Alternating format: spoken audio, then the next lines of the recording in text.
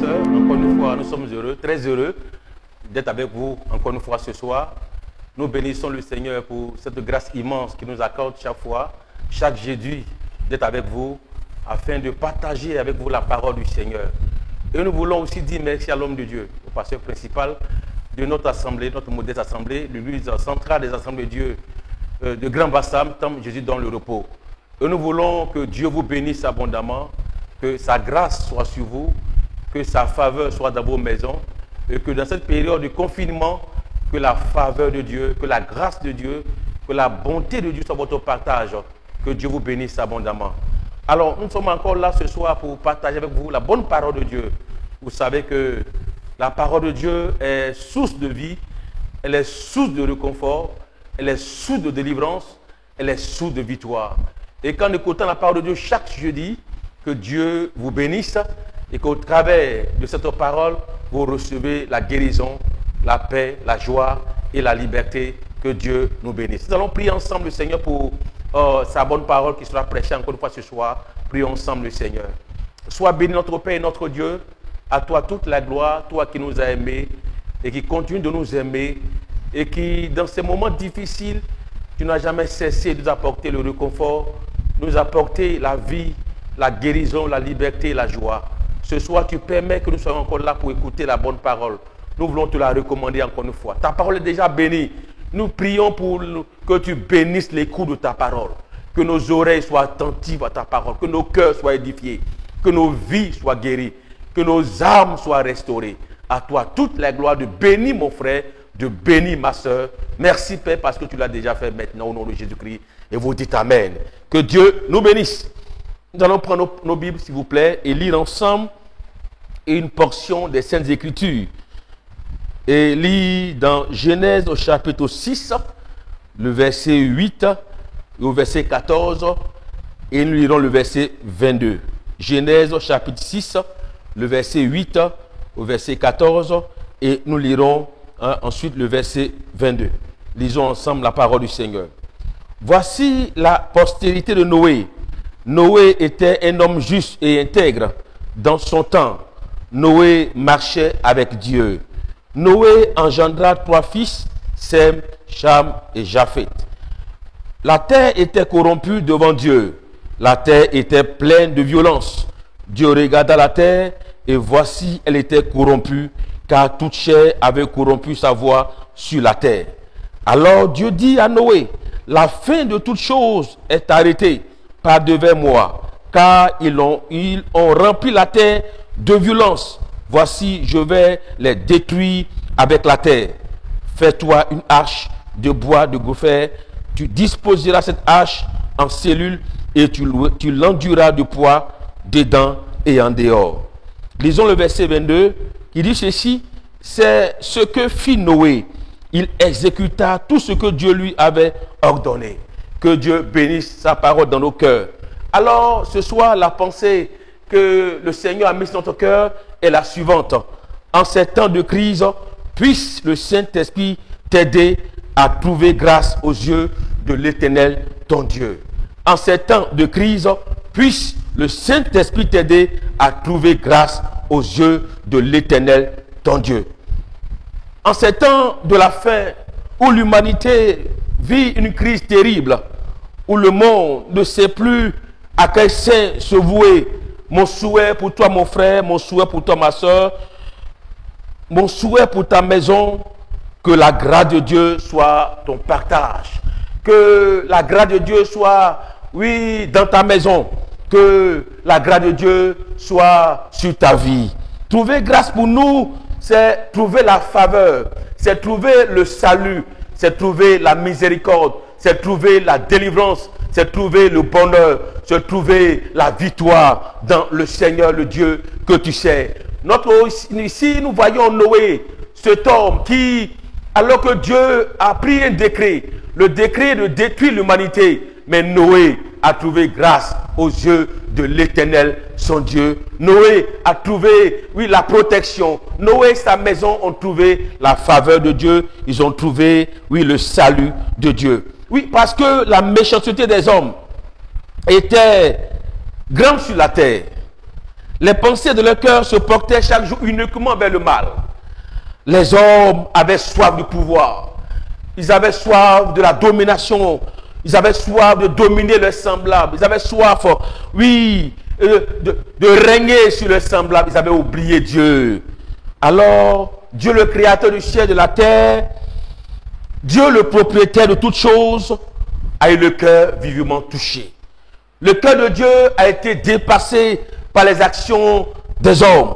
Alors il va prendre la résolution de détruire, d'exterminer la terre, depuis l'homme jusqu'au bétail, jusqu'aux reptiles et aux oiseaux du ciel.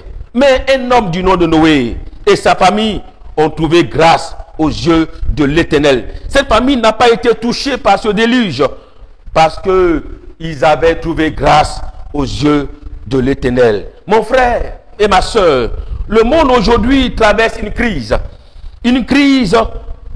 des plus sérieuses, où personne ne sait quand cette situation va prendre fin, quand cette situation va s'arrêter. Le monde entier vit dans un trouble.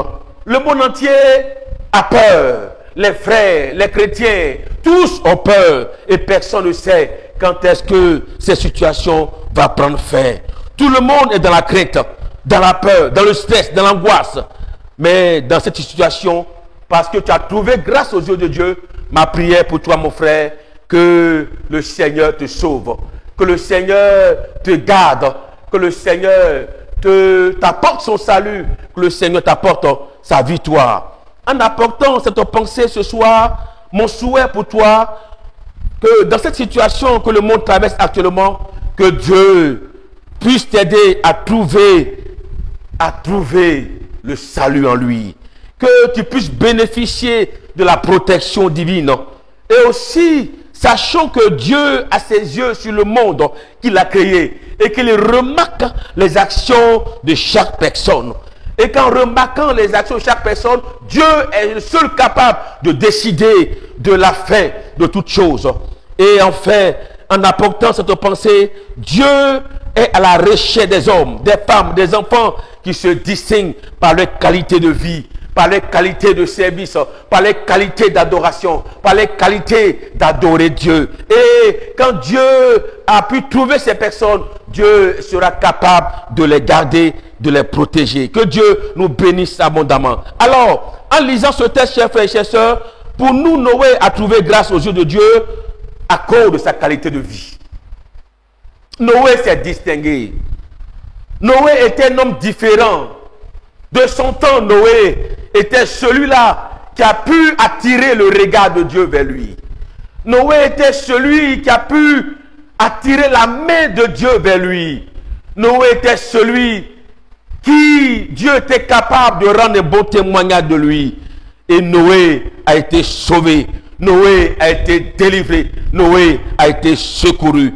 Alors pour nous, la première action, la première attitude encore ce soir, qui pour nous a permis à Noé et à sa famille de bénéficier de la grâce de Dieu, au verset 9, Noé était un homme juste, intègre dans son temps.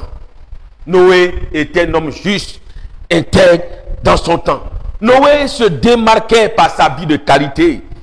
Noé était un homme juste et intègre.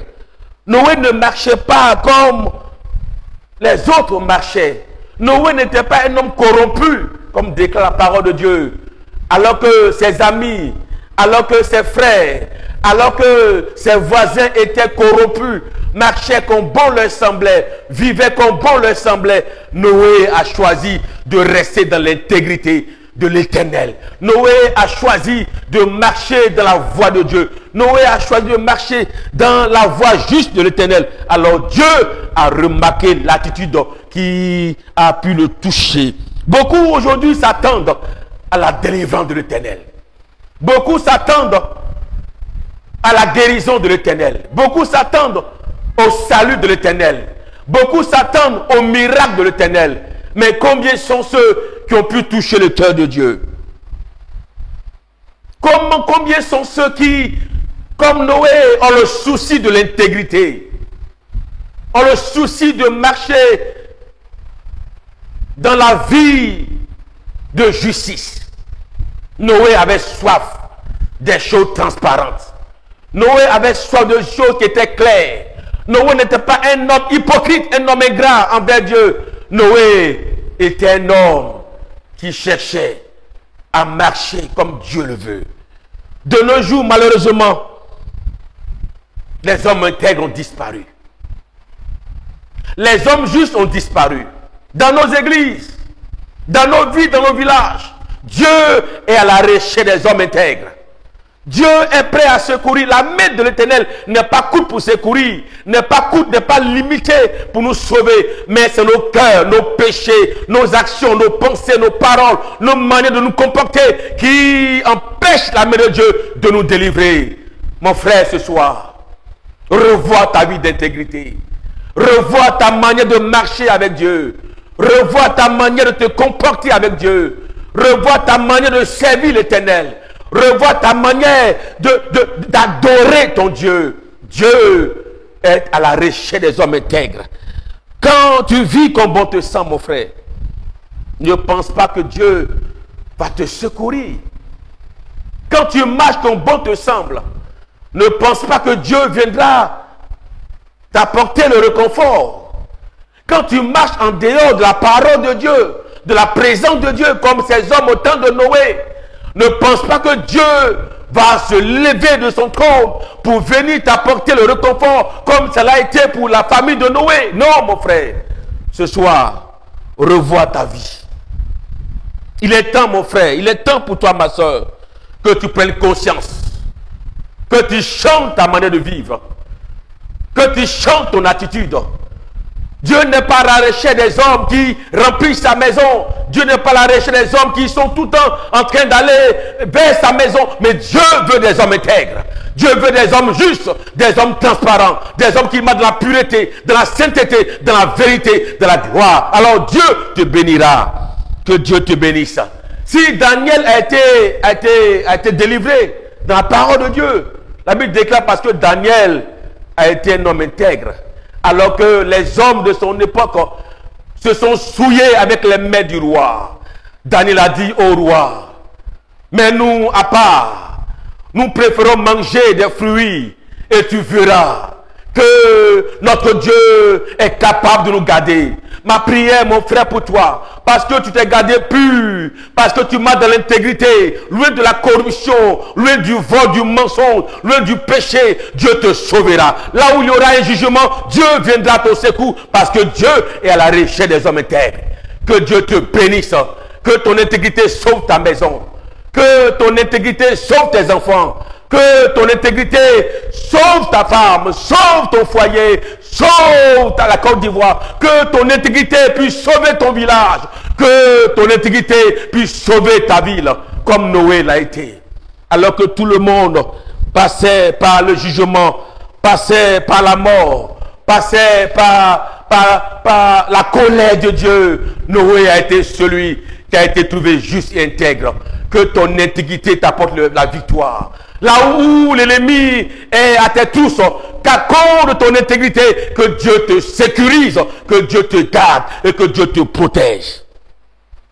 La deuxième attitude pour nous qui a pu toucher le cœur de Dieu, car Dieu a regardé le comportement des humains, Dieu a regardé le comportement des hommes, Dieu n'a pas trouvé leur attitude agréable. Seule la vie de Noé a pu bouleverser le cœur de Dieu. La deuxième attitude, la Bible déclare qu'au verset 9b, il était un homme qui marchait avec Dieu. Noé marchait avec Dieu. Ça veut sous-entendre que les hommes de son époque ont refusé de marcher avec Dieu. Les hommes, les femmes, les enfants de son époque ont refusé que Dieu soit leur ami, que Dieu, l'Éternel des armées, soit leur associé, soit leur soutien. Mais Noé a choisi de marcher avec Dieu. Noé marchait avec Dieu. Noé faisait route avec Dieu. Noé acceptait les lois de Dieu. Il avait confiance en Dieu. Il était l'intime de Dieu. Mon frère, avec qui tu marches, devant cette crise, devant la situation que connaît le monde, devant la situation qu'on est toute l'humanité, avec qui tu collabores. Si tu collabores avec le vrai Dieu, attends-toi à son salut. Si tu collabores avec le Dieu créateur du ciel et de la terre, attends-toi à sa délivrance. Si tu collabores avec celui qui est le propriétaire de ta vie, attends-toi à ta délivrance. Que 1000 tombent à tes côtés, attends-toi à ta délivrance. Là où il y aura un déluge, là où il y aura un feu, là où il y aura la mort, Dieu viendra te sauver, comme il l'a fait pour Noé. Parce que Noé marchait avec lui. David, comme nous lisons la parole de Dieu, a appris à marcher avec Dieu. Tout petit David marchait avec Dieu. Et c'est pour cela que David a été celui-là qui a pu bénéficier du secours de l'Éternel. David a pu composer des cantiques parce qu'il a expérimenté le secours de l'Éternel. Parce qu'il savait que celui qui marche avec le Seigneur, il n'est jamais abandonné. Parce que tu marches avec ton Dieu. Parce que tu es l'intime de Dieu. Ma prière, que Dieu te sécurise, que Dieu te garde, que Dieu te protège, que Dieu veille sur ta maison, que à côté de toi, des gens meurent, mais que Dieu veille sur ta maison. Qu'à côté de toi, des gens soient contaminés, que Dieu veille sur ta maison. Parce que tu marches avec le Dieu créateur du ciel et de la terre. Dieu n'est pas un homme qui abandonne. Dieu est l'ami qui n'abandonne pas. Frères et sœurs, tous les hommes qui ont su marcher avec Dieu, tous les hommes qui ont su collaborer avec Dieu, ont expérimenté le salut de Dieu. Tous les hommes qui ont été l'ami de Dieu, tous les hommes qui ont accepté que Dieu soit leur ami, ont accepté que Dieu les sécurise aussi. C'est le cas d'Enoch. Enoch, dans Genèse chapitre 5, verset 24. Enoch marchait avec Dieu, puis il ne fut plus parce que Dieu le prit. Or, avant Noé, les hommes mouraient. Les hommes étaient livrés à eux. Mais Dieu a choisi de mettre sa main sur Enoch.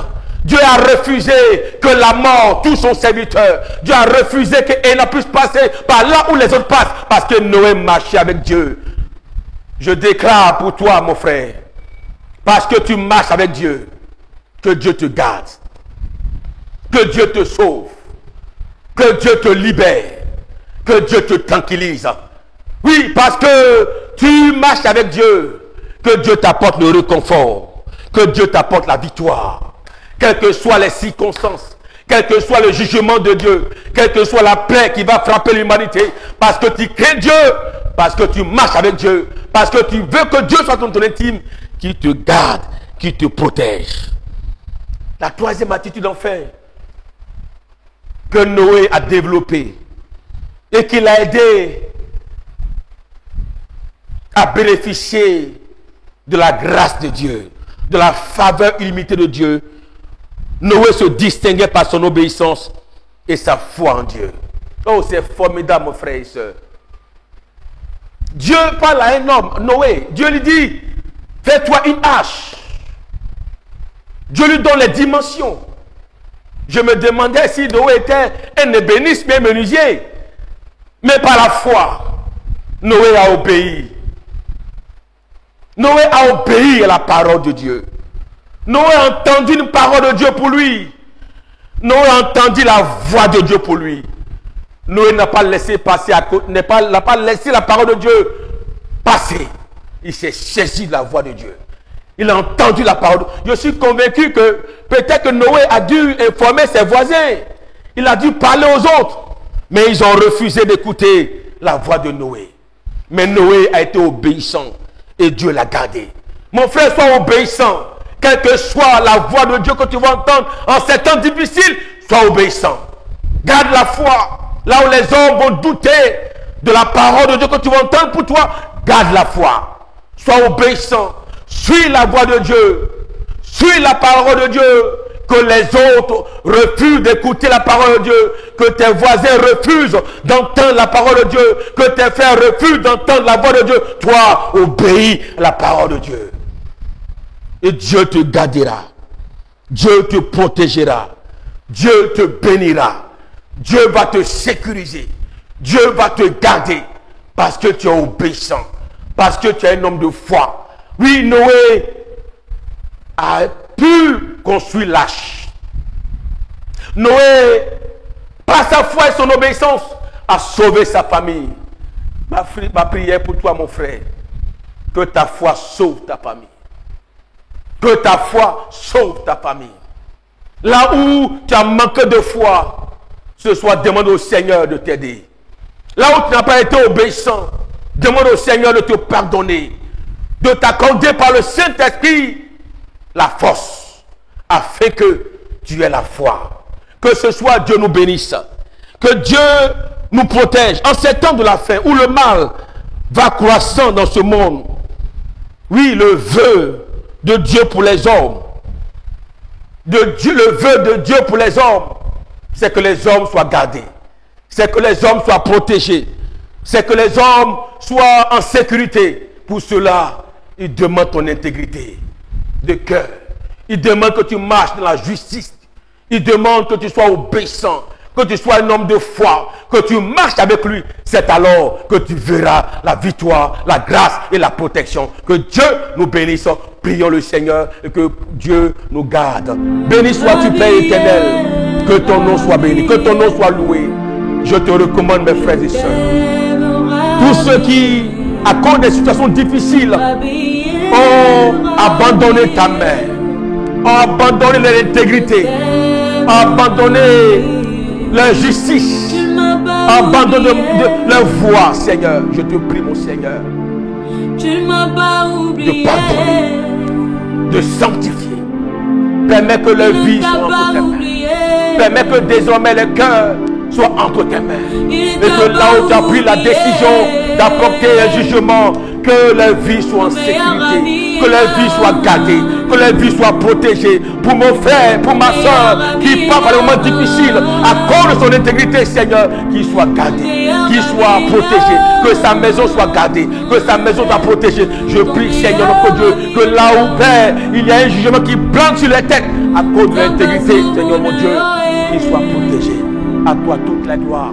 De bénir les frères et sœurs, de bénir l'église et permettre que leur vie soit gardée entre tes mains. À toi toute la gloire, Seigneur, parce que tu le fais au nom puissant de Jésus-Christ. Amen.